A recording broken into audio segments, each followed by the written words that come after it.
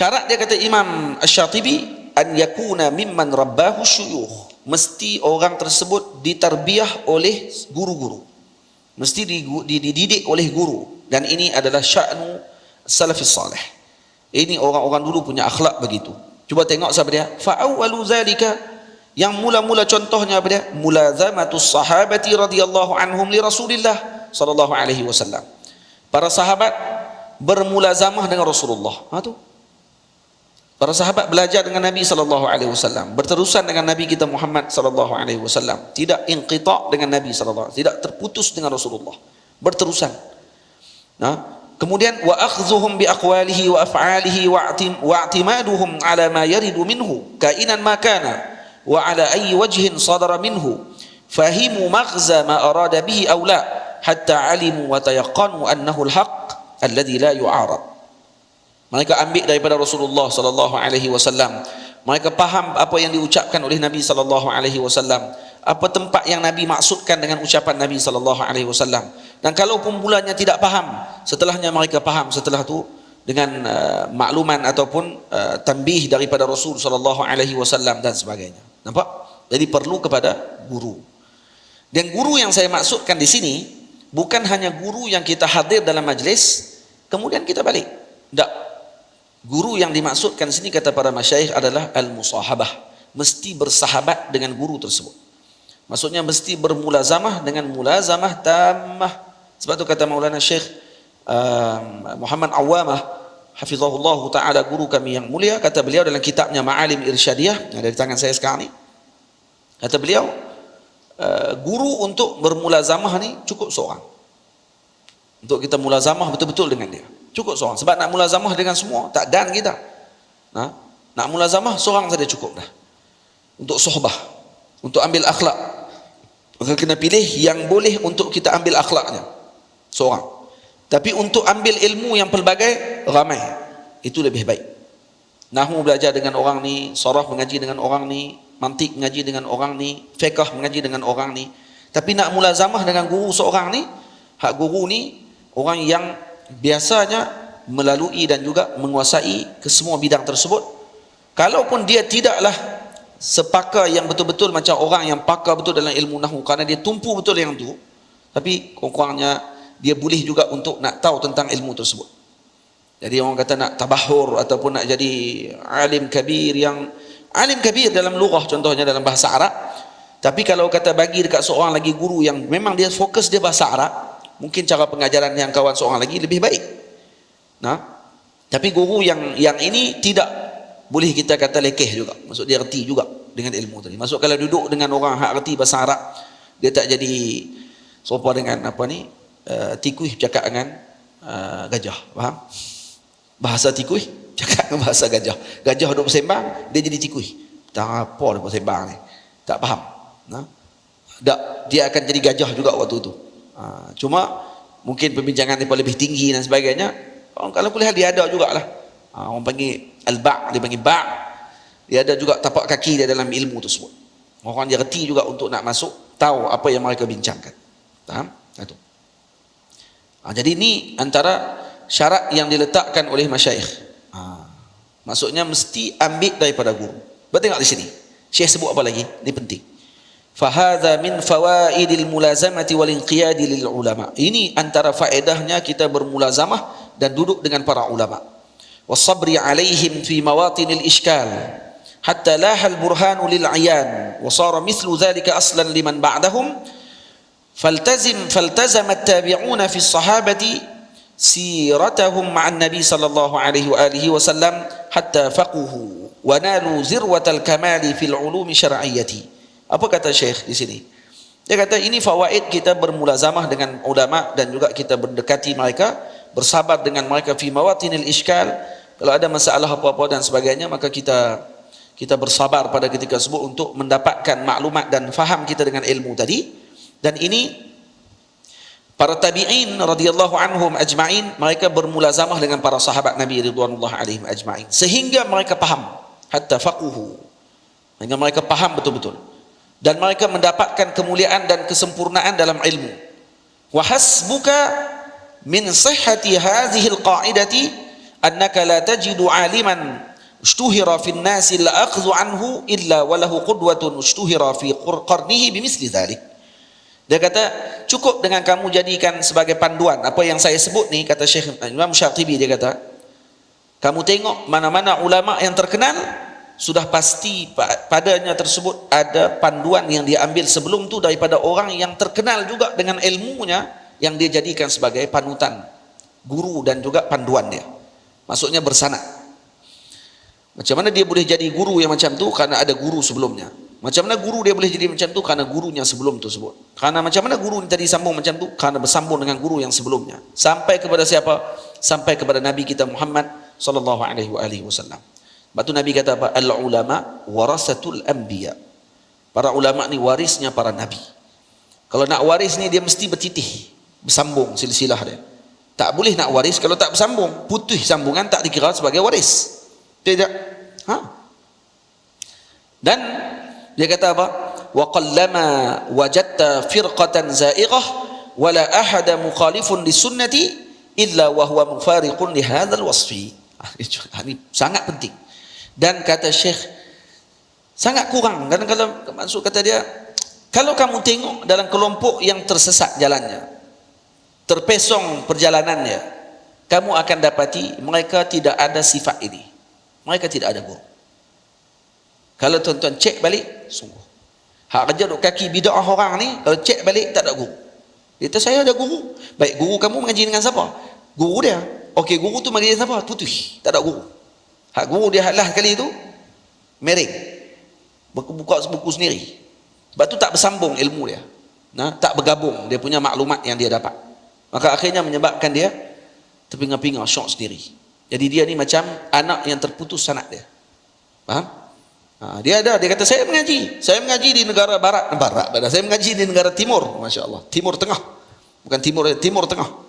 Nah, mengaji di negara Arab, tak mau sebut negara mana pun, Mesir kah, Syria kah, Jordan kah, apa kah. Tapi guru yang dia ambil tadi ni guru yang ma'ruf, yang kita faham pada mereka ni pun suka bid'ahkan orang juga. Jadi sambung rupanya terputus. Sampai kat satu tahap tu tak ada guru. Guru dia tadi rupanya baca buku sendiri dalam perpustakaan. Rupanya gitu. Lepas tu guru atas tu pernah lah mengaji Jurumiyah dengan kawan tu. Ada seorang guru dia mengaji Jurumiyah ya, Al-Ajurrumiyah. Iaitu lepas tu inqita', tidak lagi hadir dengan kelas kepada guru lagi. Terus iktimat dengan diri dia, berpegang dengan kemampuan diri dia. Ni orang cerdik ni kadang-kadang macam tu. Dia cerdik terlajak sangat ni, dia rasa dia cerdik, semua benda dia nak bahas. Nah, kita kamai lah kawan-kawan cerdik ni. Dia cerdik, dia nak bahas semua. Oi, kita kata sakan ni. Kita cucuk sikit ya. Kata kita sombong. Tengok sombong pula dah. Yang sombong daripada tadi kita apa? Maitan kita sikit je. Terus kata kita sombong, kita ini. Jadi kita nak tengok dah kata power sangat. Nak tengoklah tahu mana sangat kemampuan. Kita pun tak bahas bidang yang dia punya. Dia seronok nak bahas bidang yang bukan dia punya. Ini orang panggil apa? Ini panggil barbarian. Barbarian dalam ilmu. Conan the Barbarian. Jadi tak ada tamadun. Ketamadunan tak akan jadi lengkap baik dengan orang-orang yang macam ni. Boleh? Baik. Kemudian kata Syekh lagi apa dia kata? Wa bihadzal wajhi waqa'a at-tashni' 'ala Ibn Hazm az-Zahiri. Ini Al-Imam Asy-Syatibi, Imam Ibn Hazm, sahibul Muhalla, kitab Muhalla yang masyhur yang dibaca oleh para ulama, khususnya kata Maulana Syekh Ali, kalau nak jadi mufti kena baca Muhalla karangan Ibn Hazm Al-Andalusi. Imam Ibn Hazm Az-Zahiri, dia mazhabnya Zahiri. Ibn Hazm ni orang cerdik dia.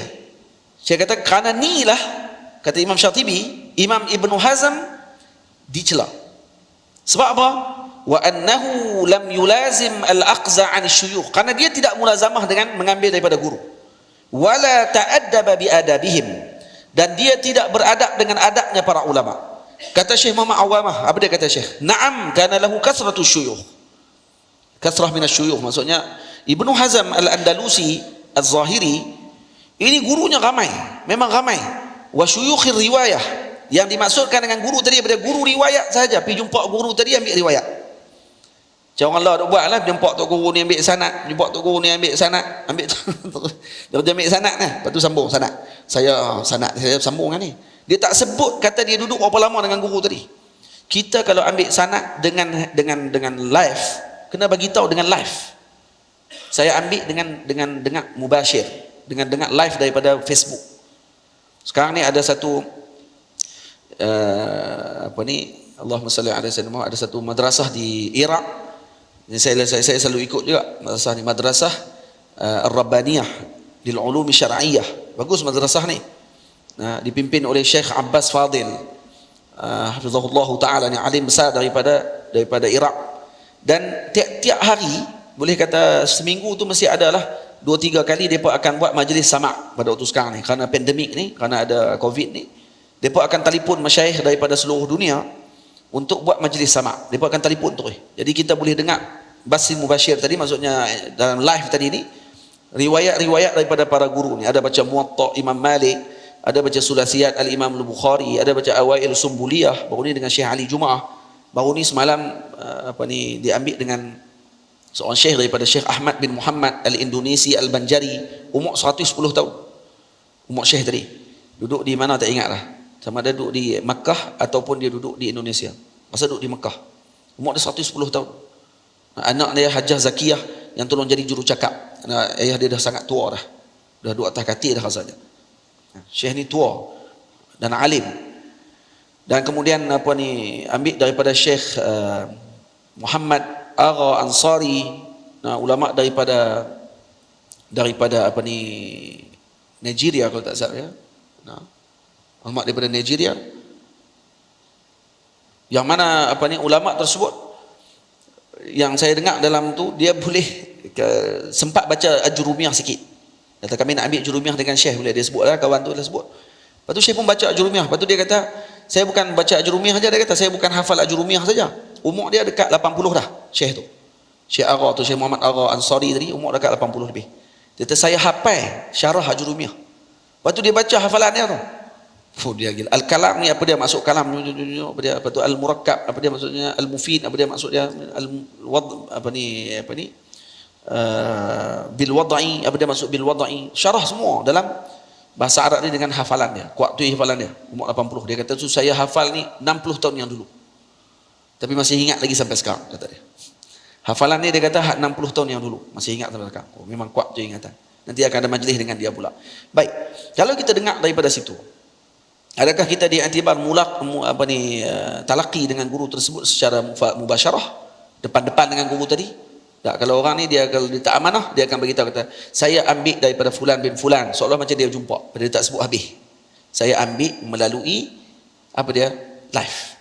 Dan live pula macam tuan-tuan tahu, sebenarnya ni dia ada beberapa second yang dia akan terlambat sedikit. Walaupun laju gila. Internet dia 4G, 5G.